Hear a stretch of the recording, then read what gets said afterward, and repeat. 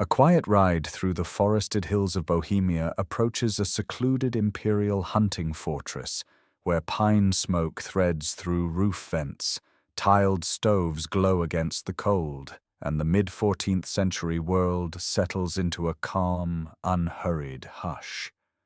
Listeners who wish for more gentle histories may like and subscribe, and in the comments, what small detail of castle life, wood smoke, creaking leather, or the warmth of a tiled stove stirs the most vivid picture.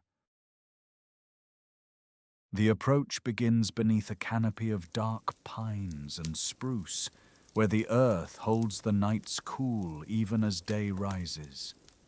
Hooves press a softened drumbeat into old needles, and the leather harness answers with a steady creak that keeps time with the horse's breath, turning white as it meets the chill. The path, a shallow furrow worn by centuries of boots and hooves, curves along ridgelines that spare the traveller the marshy bottoms and guide him past sunless hollows. Bracken bows under dew, and the faintest glitter of frost clings to shaded roots, as if the forest chooses to keep a little winter longer than the valleys below. Jays call once, then fall silent, and the air carries a resin-weighted scent from torches, tarred and ready at the next ward lodge.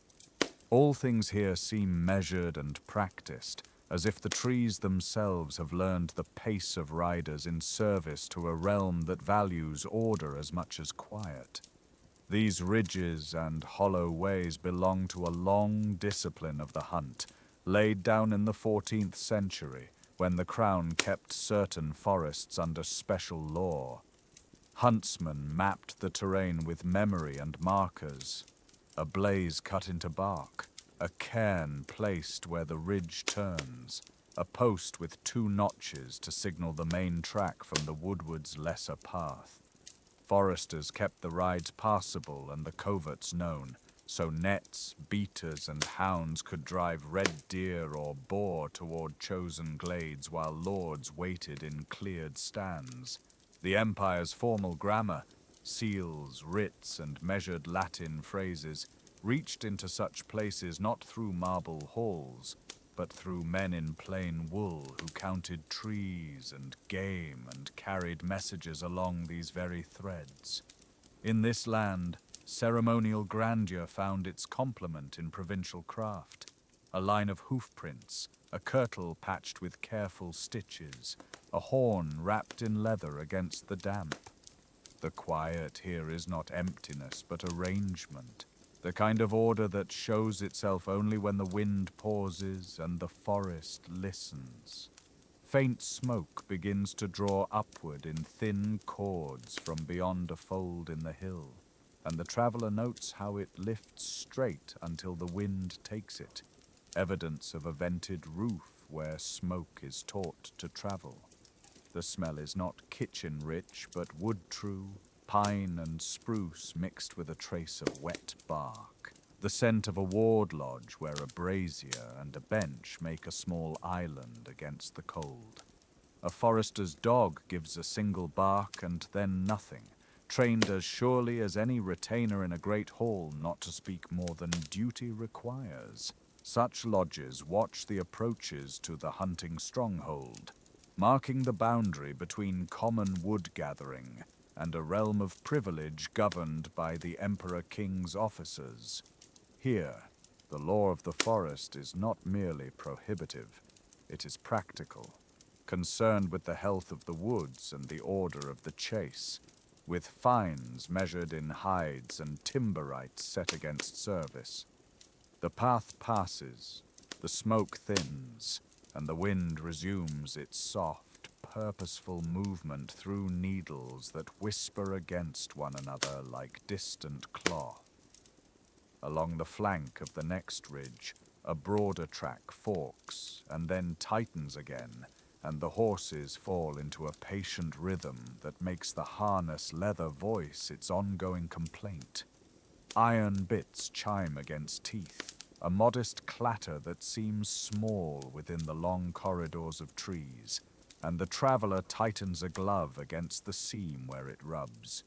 Under hooves, roots rise and subside like old ribs of the earth, each one known to those who have ridden here in all seasons and found the surest crossings. The forest offers small diversions, tracks of hair printed lightly in the damp soil, a feather caught in the bramble, the bruised scent of crushed juniper under a turned hoof that turn the mind toward particularities rather than distances. In the hush between gusts, the traveller hears water somewhere below, a thread in a steep gully gathering itself for a mill or a fish pond nearer the valley's farms. Even in the emperor's domains, such streams tie hill to hamlet, and the road the traveller follows is a passage not only for lords and their retinues, but for knowledge, craft, and the measurements that bind a kingdom together. The keep appears first as a simple colour shift above the black-green canopy, a pale masonry surface catching light in a way no bark can. Then come the lines, the sharp pitch of roofs, the purposeful angle of a tower whose highest windows are arrow-narrow, and the thick wall that wraps the whole in a calm geometry against the forest's irregularity. Stone of this kind carries the patient labour of quarry and lime kiln, of masons who trimmed faces smooth and left the cores rough yet strong, and of carpenters who set beams that marry timber to tower. In the world Charles IV cultivated, such places were more than refuges. They were statements about order held above the woods, about a realm that prized structure without severing itself from the lands that fed it. Tiled stoves and painted beams would warm and brighten the inner rooms, but from here the impression remains outward, the pale presence set slightly apart from the trees, watchful without menace. The tower says, with its silence and its obviousness, that power has found a perch where craft and law can meet without crowding the forest out of itself. As the road swings toward an outer bank, signs of deliberate design gather. The ditch deepened and faced where the slope was too gentle, the earthen breastwork trimmed with brush cut back, the gate lane aligned so riders must slow and angle their approach. A gatehouse sits with its doors open in daylight, oak leaves strapped with iron and a groove for a portcullis cut clean into the stone, and atop it a narrow walk where a pair of figures pass without hurry. The courtyard beyond hints itself through sound before sight, a clatter of pails, a murmured exchange, the echo of hooves on boards where someone repairs a cart's axle. Leather complains anew as the horses bunch, and the traveller's cloak catches a curl of wind scented by smoke and cold stone. A horn hangs quiet on a peg, the kind used to gather huntsmen at dawn or recall them at dusk, and a rack for spears stands near, their ash shafts burnished by many hands. Between the high walls and the wooded slopes, the whole place seems to breathe steadily, a pause in the empire's pulse where the concerns of court and the habits of the forest can ease into one another. Closer to the gate, the small economies of the stronghold show themselves, a stack of split billets kept dry under a lean-to, a trough fed by a runnel that has been captured and led, a coop of hens that scratch at chaff spilled from sacks. A boy leads a pack horse heavy with sacks of rye, and a woman in a wool gown counts measures of grain with a steady hand, her thumb marking each tally on a wax tablet. On a bench, a forester rebinds a strap with a bone awl, the stitch tight and even, proving that maintenance is a kind of governance. A hound lifts its head, assesses the newcomers and lies down again, content under rules that are understood by all who work here.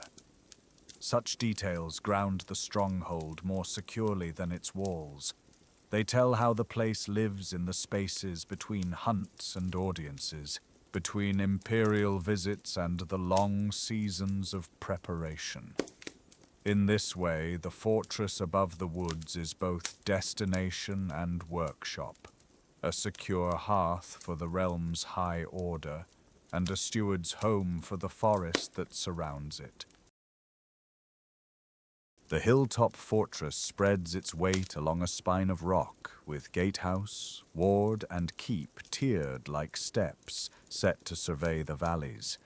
Timbered galleries connect stone masses so that movement around the inner court feels measured and sheltered, even when the wind combs the trees below. A portcullis stands raised within the gate arch, teeth dark against the vault, and above it a fighting platform looks outward along the track that threads through the forest. From that platform, any rider on the road is known long before hoofbeats reach the bridge, which suits a place dedicated to royal hunts and seasonal stays, where quiet preparations matter more than pageantry.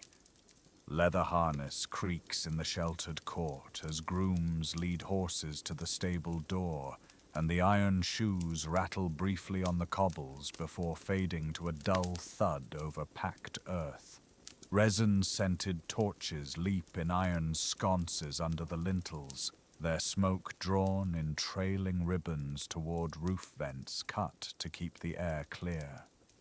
The traveler notes how stone holds the day's chill while the timberwork, rubbed smooth by many hands, carries a gentler warmth, a practical pairing that shows how craft learned to soften power without weakening it. Within the lower ward, carved balustrades and painted beams temper the austerity of walls built to endure. Reds and deep greens lie along the wood in simple vines and stars, a style favored in the middle decades of the 14th century, when courtly taste encouraged color that uplifted without shouting. A tiled stove glows in the corner of a chamber, its glazed faces warming steadily. A prized technology in Bohemia for clean, even heat that frees a hall from the smoke and sparks of an open hearth. The tiles carry shallow reliefs, saints, leaves, and geometric knots, so the light that escapes the vents catches on patterns and turns them to a quiet theater of warmth. Servants pass with split logs stacked in their arms, and each time the cast-iron door opens, the fire breathes and then settles back to its patient labor. Pine smoke from the kitchen drifts through a high louver and slips along the ceiling before the drawer of the flues lifts it away, leaving only a faint sweetness in the air. Along the gallery, shutters click as they are latched against a rising wind, and narrow windows admit a milky afternoon, broken by the tracery of mullions and the muffled call of a horn somewhere beyond the walls. The purpose of the place is written into its arrangement, a residence of modest ceremony, a stronghold, and a working hub for forest lore and travel all at once. Under the rule of Charles, king in Prague and later emperor, such castles were strengthened not just as refuges, but as knots in a mesh of roads, woods, and jurisdictions, holding royal rights together where hills and rivers might otherwise divide them. Below the keep, storerooms receive grain from nearby granges and venison from the hunt, the meat salted and hung in cool cellars cut back into rock where the temperature steadies through the year. Kennels stand along the leeward wall, and hounds shift and sigh on straw, trained to the pace of royal expeditions that set out at dawn, with foresters reading spore-like script across the leaf mold. A small chapel occupies a quiet turret, its altar washed in blue and gold, so that Mass can be heard before the hunt and on winter evenings when the world narrows to candlelight and footfall. Lookout towers rise above the tree line, their stair treads worn by generations of boots, and from their crowns the forest opens like a ledger, stands of pine marked for timber, corridors favored by deer, and the thread of a road where wagons move under chartered protection.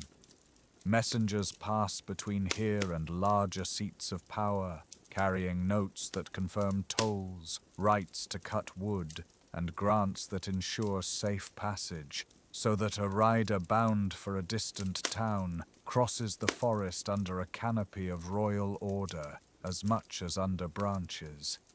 In the great hall, the balance of strength and comfort shows itself at the table rather than the dais. Platters of roasted venison sit under a sheen of honey and herbs that catch the light from beeswax candles, and the meat gives easily under a knife honed to a sober edge. Coarse rye loaves, cracked and dark, share place with soft white cheese turned out from a cloth, the fresh curd mild and clean against the richer flavors that crowd the board. Cabbage stewed with caraway leans into the warmth of the stove and carries its own subtle sweetness, a dish familiar to those who live in the shadow of these woods and fields. Tall mugs hold dark Bohemian beer with a bread-like depth, poured thick from ceramic jugs that sweat in the cool air, while the clink of pottery and the soft rustle of linen fill the spaces between words. Conversation keeps to quiet matters, the condition of bridges after rain, the health of hounds, a charter newly confirmed, and even laughter settles quickly, as if the stone prefers calm to boast. The traveller eats in measured bites, aware of the generous modesty of the fare, a hospitality that speaks of a realm where imperial formality can retreat into provincial steadiness without loss of dignity. Beyond the hall, workrooms knot the fortress into the landscape it commands. A cooper's bench shows hoops, staves, and a mallet worn smooth where it meets wood, while near the granary, a scale waits for sacks of grain lifted from pack saddles with squealing pulleys. The walls keep weather at bay, but the things inside breathe forest and field, the tang of pitch in torchlight, the sweet sourness of malt, the peppered aroma of dried venison swinging gently in the draught that wanders the corridor. In the chapel stair, a niche holds a jug of water and a sprig of boxwood, and on feast days a small lamp is lit there so that the passage glows like an ember, untroubled by the wind that curls through the arrow slits. A scribe's board occupies a corner table under a window, with quills resting in a cup, and a charter unrolled to a neat formal script that records rents and rights for the surrounding villages. Such writing binds the hills to the city as surely as ramparts hold the court. From the upper walk, the traveller watches the treetops shift like a dark green sea, and in that breadth lies the fortress's reason, to hold a vantage where craft, authority, and the living forest understand one another. Evening finds the stoves still warm, the galleries dim, and the ward quiet except for the scrape of a broom and the faint creak of a saddle girth being eased in the stable, small sounds anchored to a larger order that outlasts any single hunt or journey. Work settles over the retreat like a shawl, even as the hills hush and the trees close ranks around stone. Grooms lead steaming horses past the wellhead, leather bridles talking in soft creaks, while iron shoes ring once and fade against packed earth.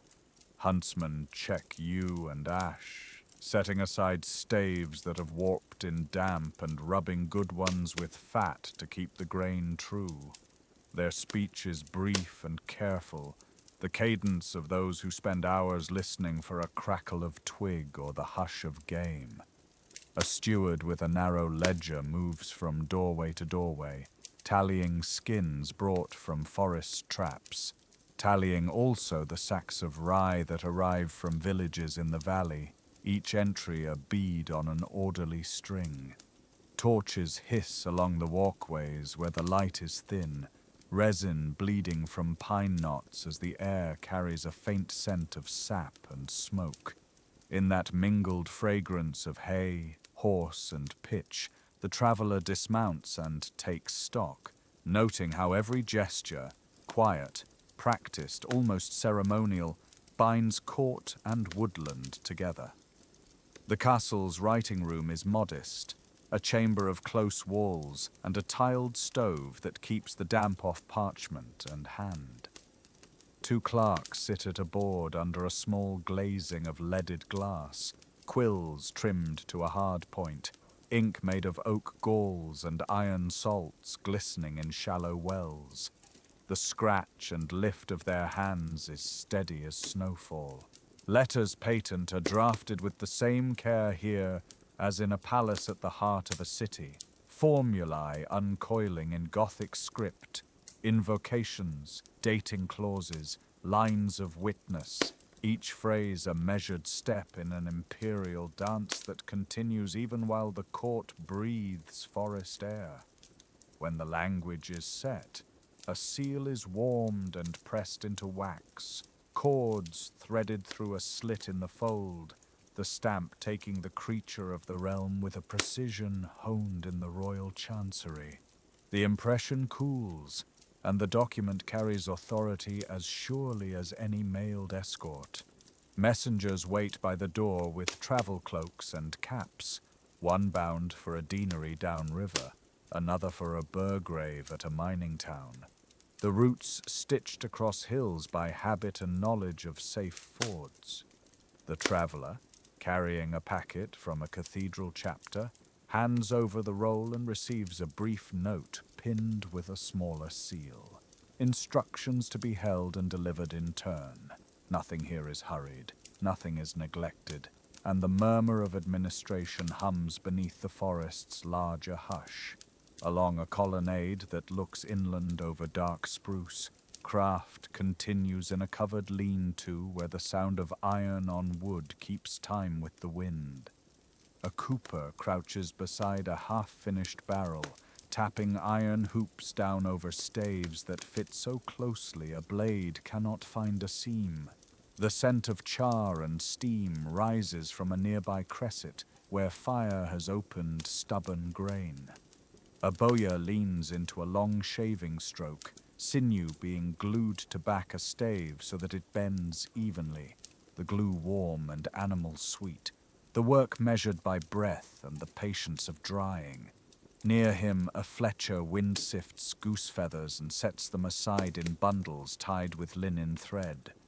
Tools hang in ordered ranks, chisels dark with use, mallets smoothed by palms, a drill with a turned handle that makes a soft purr when it bites. This neatness is not mere habit, but an ethic, the quiet of an imperial household resting as much on exact craft as on banners and titles. Smoke from another hearth rises through a roof vent cut high in the rafters, drawn to a draught that turns and disappears, leaving warmth and a faint charred sweetness behind.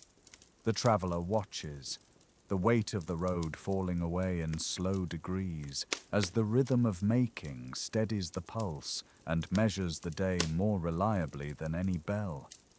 In the kitchens, heat gathers where a tiled stove radiates with a deep, even glow, and a side fire takes the quick work of searing and boiling. Venison comes to the table lacquered with honey and herbs, juices held in by careful basting and a rest by the stove mouth, the meat carrying the resin and leaf of the forest as if the wood still whispered within it. Cabbage softens in a pot with caraway and salt, steam curling up to the beams where painted borders, faded kings, vines, and small saints watch without judgment. A loaf of rye bread breaks with a clean rind and dense interior, crumb that smells of fields and the yeast from yesterday's brew. A shallow bowl offers soft white cheese with a clean tang, pressed and turned in cloth, and sprinkled now with a scattering of green leaves from the garden where the sun finds the slope of the outer ward even in cold months. Dark beer the color of plums fills tall mugs, bubbles rising slowly through a malt depth that tastes of kilns near the river. The brewers' barrels sit under eaves on the north side, where the air is cool and the stone holds night for hours into the day. The traveller eats in company with the household, rank marking place but not pace, conversation quiet and practical. How much wood remains stacked dry, which path is safe after rain, when the falconer will fly birds next.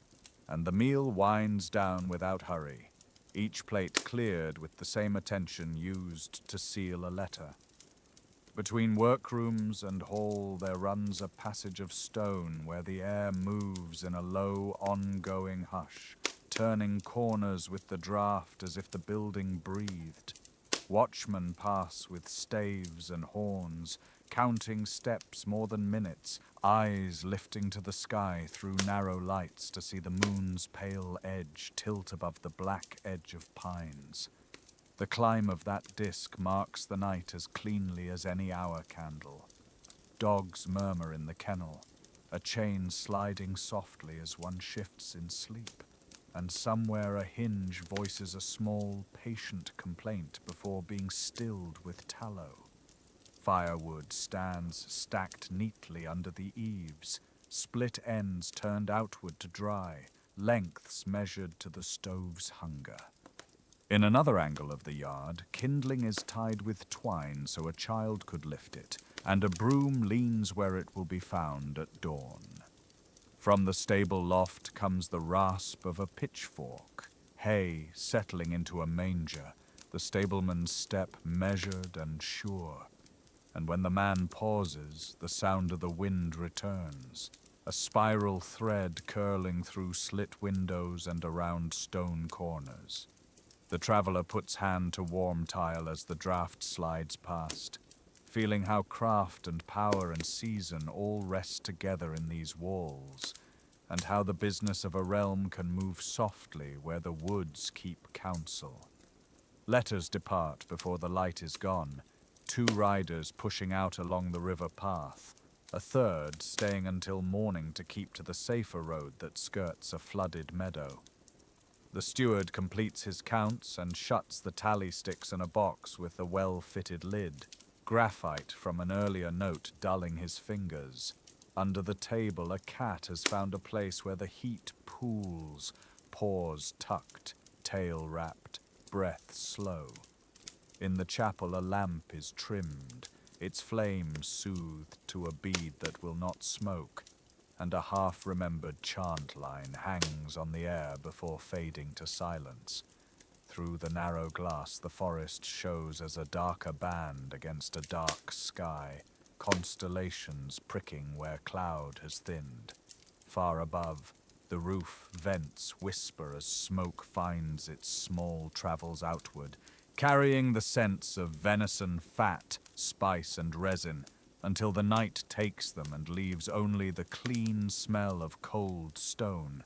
Harness in the tack room settles with a soft flex, buckles tapping leather with a cadence like quiet water, and a man on the wall walks his measured path, counting not numbers but stones and turns until the next change.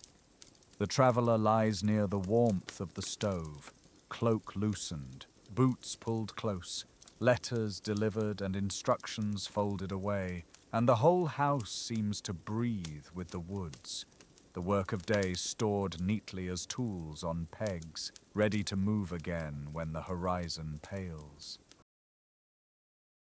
Evening settles over the hall with a slow and certain hush, the kind that makes voices fold themselves into the timbers.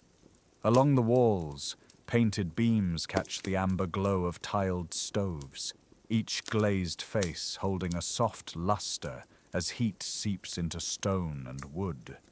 Pine smoke rises through roof vents and drifts back in faint eddies, carrying the resin bite of torches and the char of the day's fires. Servants move with measured steps, their shoes whispering on rush-strewn floors, their hands setting out polished wooden trenchers and tall mugs beside them. At the high table, the steward measures places by rank: burgrave, master of the hunt, chaplain, and the traveller whose errands tie countryside lanes to imperial halls, so that dignity and quiet habit sit side by side. From beyond the shuttered windows comes a curl of wind along the passage, a sound like cloth being drawn slowly over stone, and it meets the warmth at the center of the room without hurry. The fare arrives modest and assured, as if the woods themselves had chosen the courses. A haunch of venison carries a sheen of honey beaten with garden herbs, its edges browned and the juices the color of dark amber where the knife first opens the meat. Coarse rye loaves sit riven into quarters, rough-crusted and fragrant, waiting to be torn along the grain and dipped into the roasting juices. A round of soft white cheese rests in a shallow bowl, fresh curd and mild, the surface damp and yielding, with sprigs of savory and a scatter of salt drawing out its sweetness. Cabbage stewed with caraway breathes a low perfume, earth and seed mingling, the leaves softened to a gentle fold that holds butter in its seams. Beside each trencher, a tall mug stands steady, filled with beer from nearby towns, dark and malty, its hop-bitter edge a practice long tended in the fields that lie down river from these hills. Meal and room speak to one another, each lending the other its slow pace. Heat from the stoves gathers behind the traveller's shoulders and brings the aroma of glazed clay, while the painted figures on the beams, saints, vines, and beasts half hidden in scrolls, seem to deepen in color as the light settles. The venison, basted again and again since mid-afternoon, breaks beneath the teeth without insistence, leaving a line of warmth down the throat that the beer settles into with a low hum. Rye yields its chew and its smoke-kiln memory. The cheese, taken with a leaf of cabbage, softens everything it touches. The caraway reminds the tongue of seed beds tucked against sunlit walls. Around the table, those at ease with such dinners follow the habits of the court in Prague.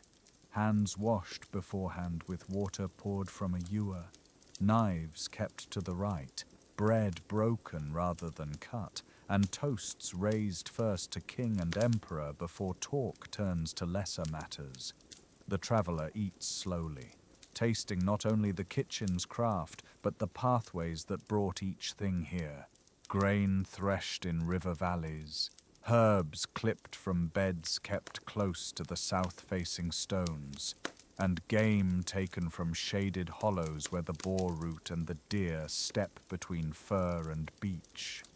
Conversation gathers in a line no louder than a brook behind reeds, and its subjects are as practical as the meal. Huntsmen describe the next forest drive, speaking of drifts of snow in gullies where dogs might founder, of scent trails that cling to alder thickets, of where the wind turns fickle along the ridge at dawn. A reeve from a nearby market town, warm from the stoves and the beer, brings news of a bridge gate whose timbers bowed in the last flood, and of wagons stalled where frost heaves have broken the ruts. There is mention of funds promised, and the count of hands set to repairs when the thaw loosens the earth. Names for hounds pass from mouth to mouth with a fondness kept under etiquette. Scarred old leaders whose steadiness saves the chase, a young brindled bitch with a sure nose, the kennel boy who can calm a nervous leash with a few quiet words. When the steward speaks, It is to remind the table of the order that binds hall to hall across the realm. Tolls accounted, roads watched by royal officers, safe conducts kept in leather cases, letters sealed and sent along the long line between Prague and the imperial cities beyond the mountains. The tone remains unhurried, an echo of the emperor's habit of balancing form with usefulness, and the traveler listens as the breeze threads through the corridor and the stoves pulse their steady warmth. What lies on the table mirrors the land outside the walls, and this kinship gives the evening a gentle cadence. Rye has come up from the low fields where river mist lingers at dawn and stalks pace in late spring. The cabbage heads grew under straw frames near the outer bailey, protected from hoarfrost. The honey holds the memory of heather and fir, a sweetness gathered from forest clearings. Brew kettles in small towns have boiled malt and hops since the last harvest, and the mugs here carry that work forward, their rims ringed with a thin lace where the foam has settled. Even the caraway seeds crackle with places known to the cook, little plots that catch heat from walls mortared in the emperor's time and kept by masons whose tools mark stone with the same care as a scribe's hand on vellum. Above, beams painted some winters past in the sober style favored in the mid-14th century kingdom glow as if the pigments had been warmed back to life. Below, the rushes sigh when a bench shifts, and a dog stretched under the table lifts its head only far enough to change the lay of its ears. Outside in the courtyard, a harness creaks as a groom shifts a saddle on its peg, and the noise drifts inward as a reminder that roads lead out of this warmth to the next milepost and beyond. Etiquette and appetite move together, and this blend shows the pattern of the rain as surely as any charter.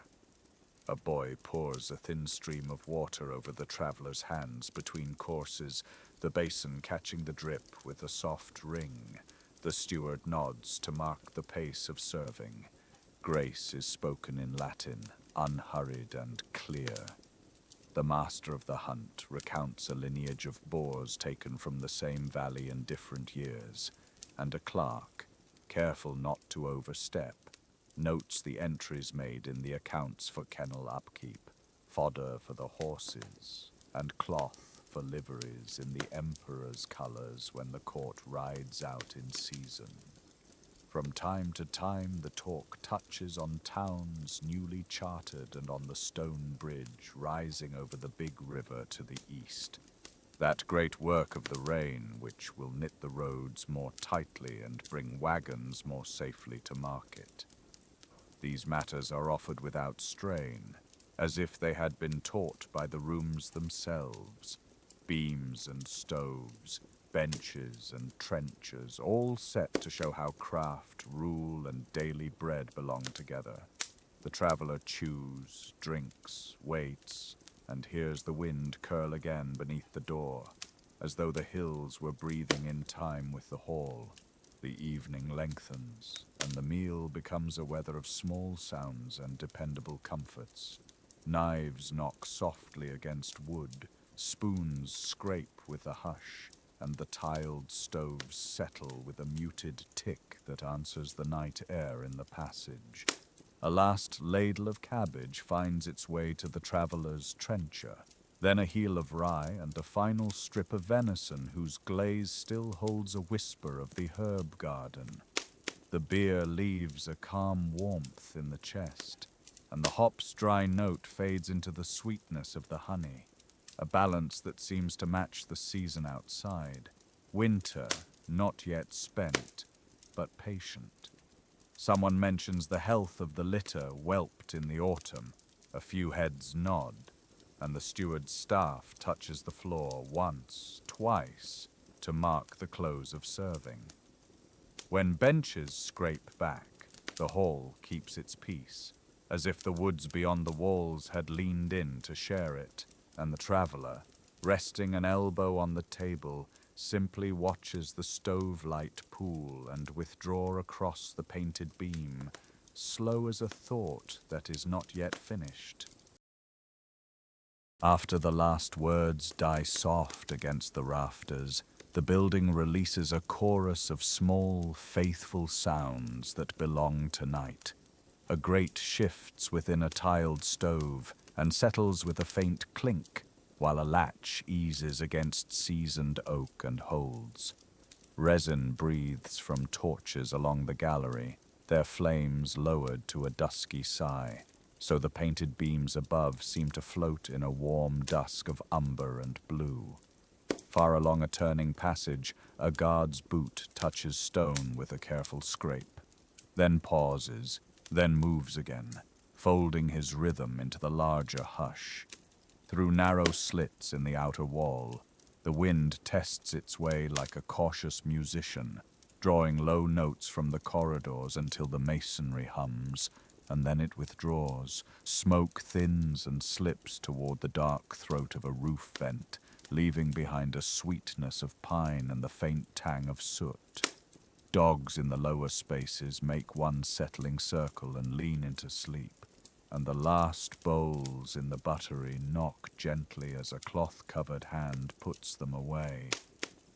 The traveller's chamber holds its own weather, tempered by clay tiles that keep a measured glow behind their green glaze.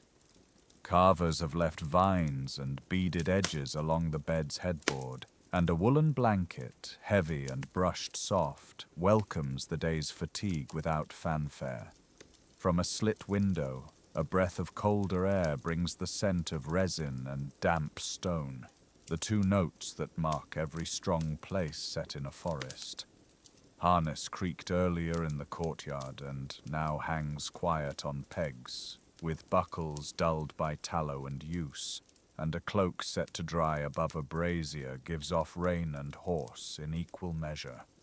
Beneath the floor, someone crosses a beam, and the sound rolls like a slow drum from timber to timber, ending in a murmur near the stairs. A bell in a small turret touches the hour and lets it go, and the silence afterward seems thicker for having been measured. On the wall above the stove, a painted band curls with leaf and tendril, work that speaks of workshop hands who learned their craft in town and brought it into the hills. This is the kind of detail that ties the keep to the wider realm, the same way a seal hanging from a charter secures law to place without raising a voice. Under a ruler bent on steady rule, forests like these were not simply a wilderness, but a ledger of rights and obligations, marked by game paths, boundary stones, and horn signals that could be understood from ridge to ridge. The crown lands were treated as a body to be guarded, with hunting preserves and woodcuts regulated so meat, timber, and quiet could all endure. Such measures felt abstract in council and exact in winter, when stoves depended on split billets and carts of pine. Castles scattered through the uplands embodied that balance, at once austere and practical, fitted with tiled stoves and painted beams, yet oriented to the trees and the river that fed them. The traveler senses how the emperor's commands, copied on vellum in Prague and sealed with wax, find real shape here as hearth heat, bred hounds, mended shoes, and a watchman's route from stair to parapet. A fragment of song drifts up the stairwell, no more than a line from the guardroom where two voices linger over a tune learned on campaign and brought home. Its cadence fades, replaced by the small stir of embers in the corner hearth, the delicate click as ash falls inward, and the muffled rush of air drawn through the draught. When hunting brings the court to these woods, every object multiplies its use. Benches become cradles for saddles. A chapel's chest holds both vestments and fletched shafts. and the kitchens turn from cabbage and porridge to venison basted with honey gathered in glades below. The evening meal leaves behind scents that rest lightly in the boards: boiled caraway, roasted meat, malty sweetness from a dark beer whose foam left rings on oak and made a soft sound as mugs touched, cheese from a local dairy, pressed pale and mild, carried meadow grass in its aroma, and the rye bread broke with a sawtooth edge, steady and filling after a day of rain and hill.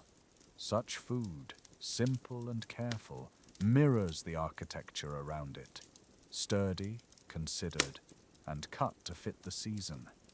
As the traveler loosens a belt and feels the day recede, thoughts move to the way a ruler sought a lasting shape for a land that faced outward to empire and inward to its own valleys. In the city, a new quarter had been laid out with straight lines and stone, and a school for studies had been founded to train clerks and counsel. In the countryside, game laws and forest offices reached into places like this and fixed them within a net of duty. Here, that net feels like calm more than constraint, because the rules draw heat to stoves without waste and bring bread to tables without talk of it, and because craft has been allowed to ornament strength without loosening it. The beams above the bed bear flowers that never wilt, and the tiles echo fields, even as they seal warmth inside, an almost liturgical marriage of function and emblem. The traveler considers how messages cross these hills in winter, carried by riders who know the cuts in the rock and the proper patter to speak at a gate, and how such flow keeps throne and forest in conversation. Decision and duty move along those paths as quietly as the wind moves through an arrow slit, each shaping the other over time. Outside, the forest keeps its own counsel, expressed in needles that answer the breeze with a soft, united whisper. Owls trade low notes across a ravine, and somewhere in the lower ward a horse stamps once, an echo of hoof and chain that steadies quickly back to rest. Water in a barrel near the well shows a skin of ice at the edges, and the smell of cold counts the hours until dawn, with an exactness older than any bell. The parapet stones exhale the day's chill into a sky where frost pricks the constellations, and the guard's cloak takes on the rumor of snow, though no flakes fall. Over the years, storms have tested this crest of masonry and timber, and in answer, the builders added iron to door bands, adjusted the pitch of roofs, and set gutters so the rain would learn its path. The keep absorbs such lessons and passes them on, so that even in quiet it instructs, simply by standing. Sleep gathers under the carved canopy as steadily as mist settles over a valley when the moon draws late. The traveler's breathing evens, a small rhythm that matches the stove's steady pulse, and the burdens of letters, seals, and roots ease into the softness of wool and feathers. The fortress does not sleep entirely, but it rests in shifts, each part taking its watch, a coal under ash, an eye at a loophole, a hinge that will turn without complaint when dawn calls. In that arrangement, power takes on the character of shelter rather than display, a shelter that belongs as much to the trees as to the throne, and that borrows its patience from the hills. The night is neither empty nor dramatic. It is a broad, low song that supports everything that will be asked of the day to come. When a light wind returns to study the galleries, it finds the corridors ready and sings to them again, and the castle answers with a tone honed by centuries to soothe and endure. Night gathers softly around the hills, and the old walls seem to breathe with it. In the high keep, The tiled stove keeps a patient embering light, the kind that lingers in the grain of carved benches and along the painted beams. A gentle plume of pine smoke drifts toward the vents, carrying a resin sweetness that settles the room the way snow settles on distant slopes. The wind has thinned to a whisper, and in that hush, the fortress remembers its many seasons. Hunts announced by the muffled thud of hooves in the yard. Petitioners bowed under cloaks in winter rain. Summer moths dusting the lantern glass. Here, the great designs of an emperor meet the craft of quiet hands. Mason and carver, brewer and herdsman, all leave their patient traces. The dark beer holds a bitterness shaped by soil and kiln. The rye carries the rough mercy of the fields. The cheese tastes of sheltered pastures where cows crop frost-stiff grass and nod beneath dawn's pale veil. Even the venison, glazed and fragrant, speaks of wooded paths where antlers once lifted like branches into light. It is a realm measured not only in charters and seals, but in the slow care of useful things done well, in warmth husbanded carefully against the cold. The traveller watches the starlight tilt through a narrow slit in the wall and finds, beneath the formal hush that belongs to an imperial house, a steadier rhythm. It lies in the regular exhale of the stove, the softened creak of a leather strap cooling on its peg, the soft tick of sap within split logs at rest. Stone gathers these sounds the way a veil gathers fog. The castle does not demand. It shelters. Its strength is neither clamor nor display, but the poised stillness of a place that holds watch without strain. Beyond the pines, the roads will wait. Messengers will ride, and seals will press warm wax again. Yet within these walls, the night knits a gentler order. Cold on the battlements, heat in the hearth, a scattering of crumbs and caraway on the board, a mug turned sideways to dry. Such small balances steady a realm as surely as decrees. In their keeping thoughts grow quiet, and the body remembers the ordinary mercy of rest. The wind curls once more through the corridor, softer than before. Torches gutter and recover. The last ember within the stove draws low, and the room grows tender with its glow. In that measured calm, the traveller lets the dark become a cloak, and the stones keep faithful guard. The hills breathe, the forest sighs, and sleep comes like falling snow, soundless, unhurried, complete.